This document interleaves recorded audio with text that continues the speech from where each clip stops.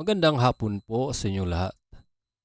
Narito na po ang resulta ng Lotto ngayong 2 p.m. draw, July 1, 2026 para sa mga games na 2D Lotto at 3D Lotto. Para sa 2D Lotto, ito po ang winning combination: 7 and 15 in exact order.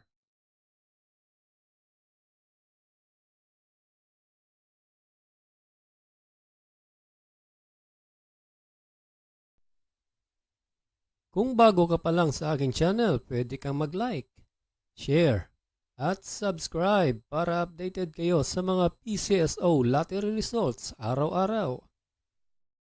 At para sa 3D Lotto, ito po ang winning combination: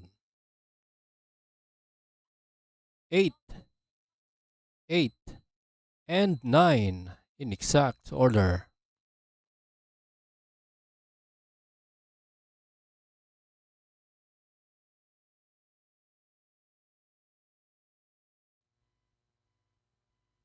Salamat po sa panonood ng Lotto Results Today by Mr. Wi-Fi. Good luck at maglaro ng responsable. Huwag kalimutang mag-like, share at subscribe. Hanggang sa muli, paalam po sa inyong lahat.